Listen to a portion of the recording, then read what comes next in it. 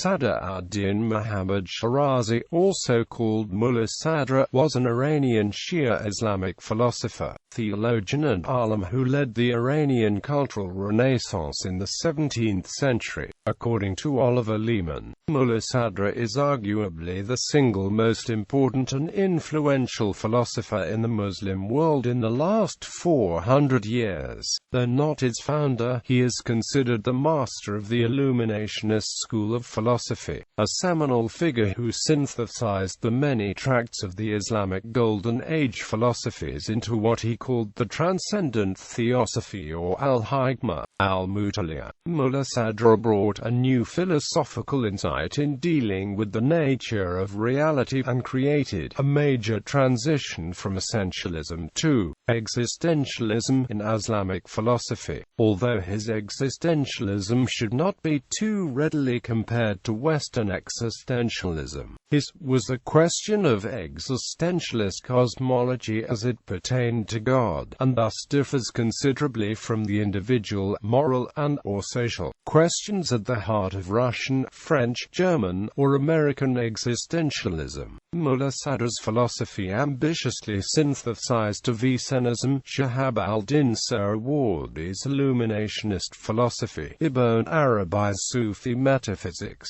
and the theology of the Ash'ari school and 12 verse. His main work is the Transcendent Theosophy in the Four Journeys of the Intellect, or simply Four Journeys. Biography. Infant. Born in Shiraz, in what is now Iran, to a notable family of court officials in 1571 or 1572, in Mulla Sadra's time, the Safavid dynasty governed on Iran.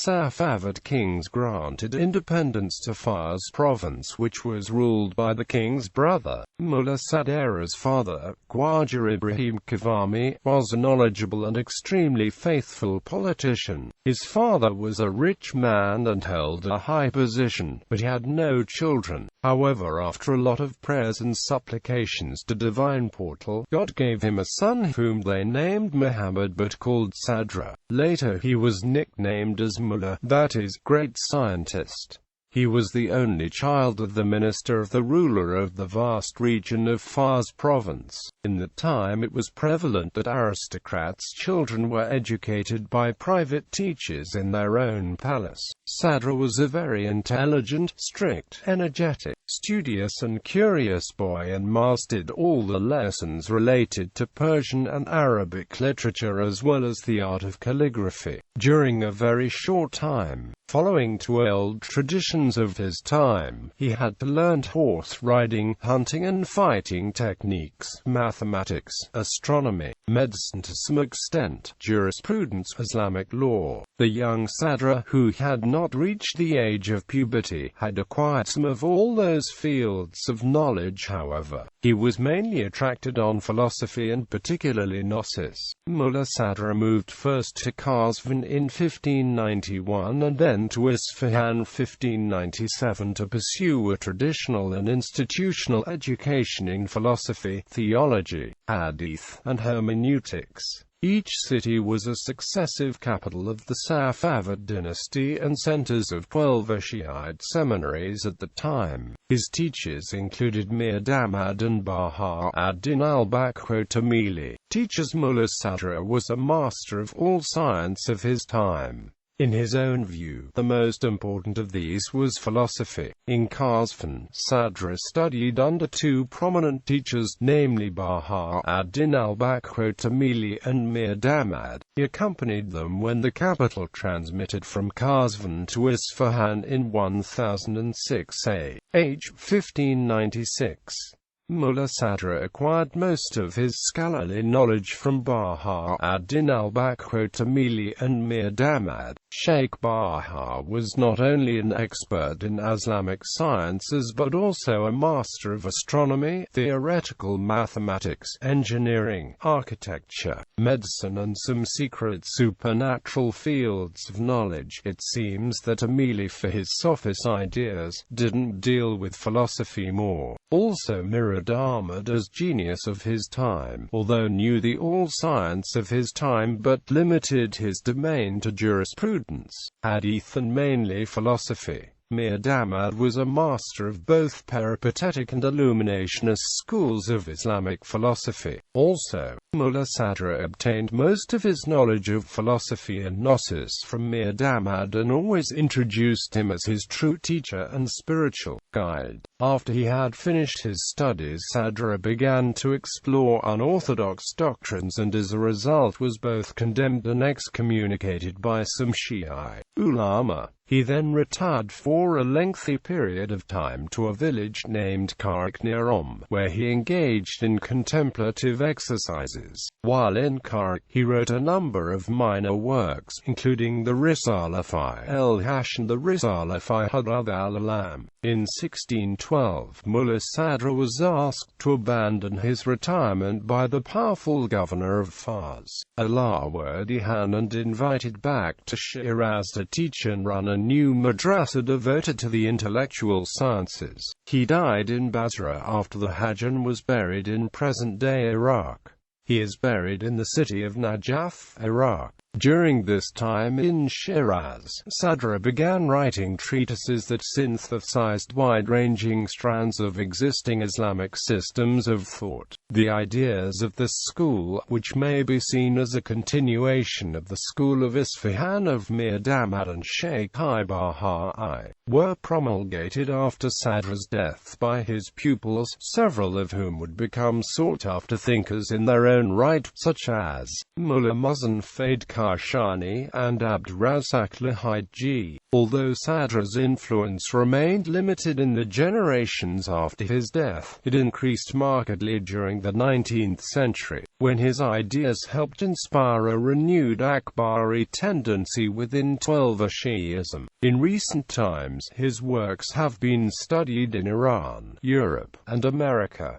Philosophical ideas. Existentialism. According to Mulla Sadra, existence precedes the essence and is thus principal, since something has to exist first and then have an essence. Quote, "It is notable that for Mulla Sadra this was a question that specifically applied to God and God's position in the universe, especially in the context of reconciling God's position in the Quran versus cosmological philosophies of Islam's golden era. Mulla Sadra metaphysics gave priority, ab initio, to existence over quiddity. That is to say, essences are determined and variable according to existential intensity, and as such essences are not immutable. The advantage to this schema is that it is acceptable to the fundamental statements of the Quran, even as it does not necessarily debilitate any previous Islamic philosopher's Aristotelian or Platonic foundations.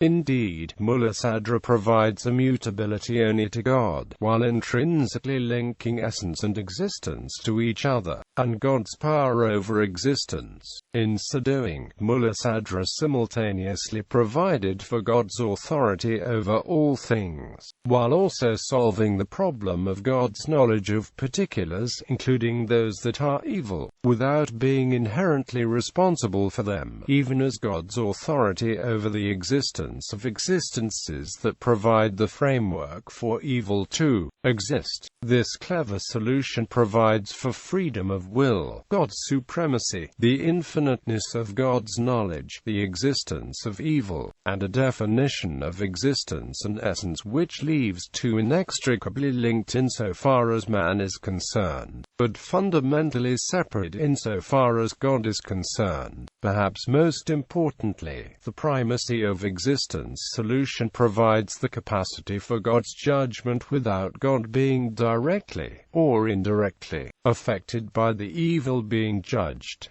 God does not need to possess sin to know sin. God is able to judge the intensity of sin as God perceives existence. One result of this existentialism is the unity of the intellect and the intelligible, Arabic, ittihad al-aqil.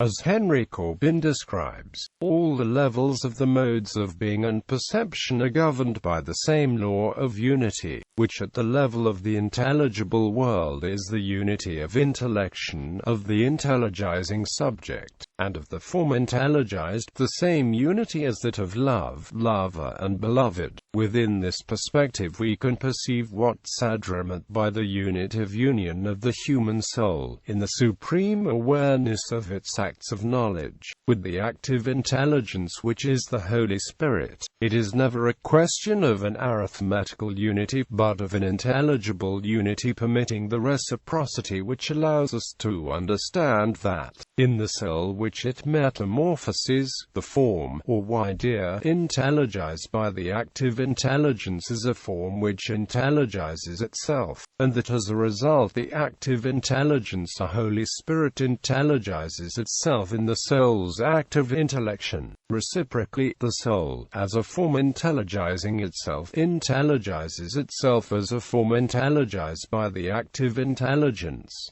Substantial motion. Another central concept of Mulla Sadra's philosophy is the theory of substantial motion, which is based on the premise that everything in the order of nature, including celestial spheres, undergoes substantial change and transformation as a result of the self-flow and penetration of being which gives every concrete individual entity its share of being. In contrast to Aristotle and Avicenna, who had accepted change only in four categories, i.e., quantity, quality, position, and place, Sadra defines change as an all-pervasive reality running through the entire cosmos, including the category of substance.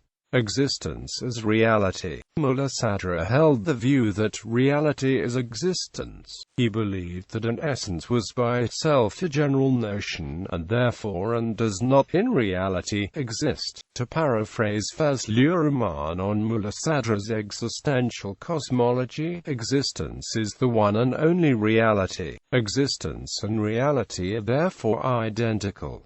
Existence is the all-comprehensive reality and there is nothing outside of it. Essences which are negative require some sort of reality and therefore exist. Existence therefore cannot be denied. Therefore existence cannot be negated. As existence cannot be negated, it is self-evident that its existence is God. God should not be searched for in the realm of existence but is the basis of all existence. It should be noted that reality in Arabic is al-hikmah, and is stated in the Quran as one of the names of God. To paraphrase Mulla Sadra's logical proof for God, there is a being. This being is a perfection beyond all perfection. God is perfect and perfection in existence.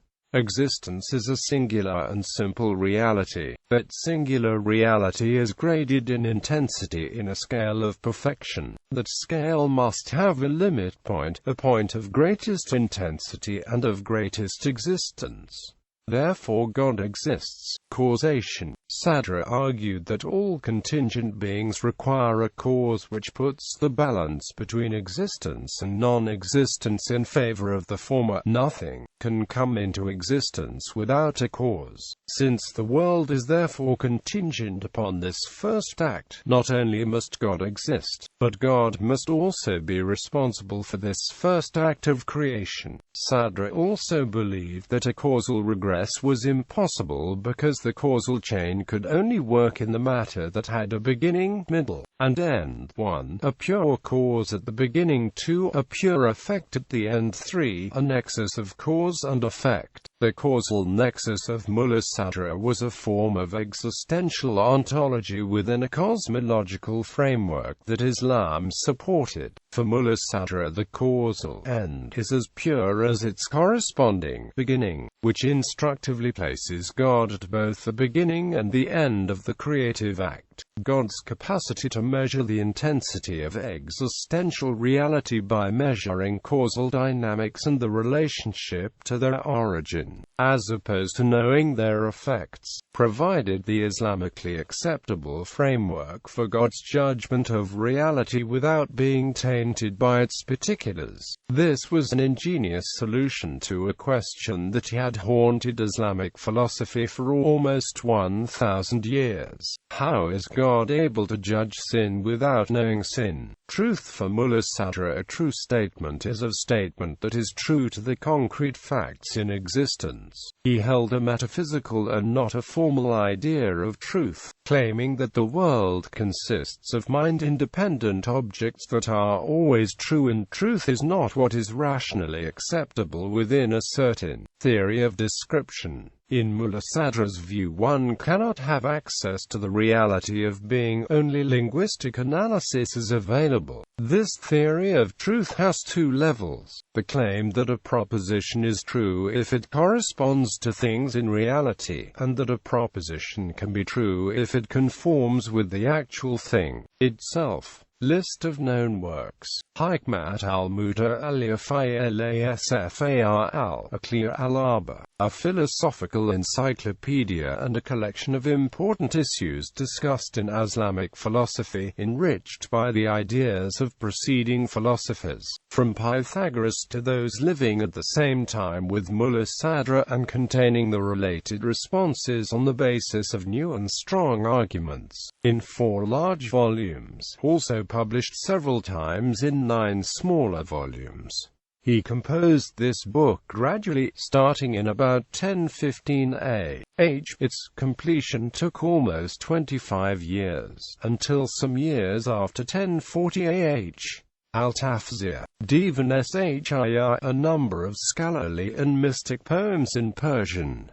CASL, Mulla Sadra's only extant book of philosophy in Persian. Here, by resorting to the main 3 moral principles, he has dealt with moral and educative subjects related to scientists, and advised his contemporary philosophers. Shah al-Hidayah, a commentary on a book called Hidayah, which had been written on the basis of peripatetic philosophy. Arshia, also called al-hikmah al-Arshia, a referential book about Mulla Sadra's philosophy. As in al-Mazahir, he has tried to demonstrate the beginning and the end concisely but precisely. This book has been translated by Professor James Winston Morris into English with an informative introduction. Al-Mabda, Al-Mad, also called al-hikmah al-muta'liyah, considered to be a summary of the second half of Asfar. He called this book the beginning and the end, since he believed at heart that philosophy means the knowledge of the origin and the return. Al-Mazahir. This book is similar to Al-Mabda, Al-Mad, but is shorter than it. It is, in fact, a handbook for familiarizing readers with Mulla Sadra's philosophy. Hadr al-Alam, on the issue of the origination of the world, which is a complicated and disputable problem for many philosophers. He proved his solid theory through the theory of the transubstantial motion. Iqzir al-Arafan, a Gnostic and educative book. Al-Hash, a theory of the resurrection of animals and objects in the hereafter. Al-Masha'iyah, on existence and its related subjects. Professor Henry Corbin has translated it into French and written an introduction to it.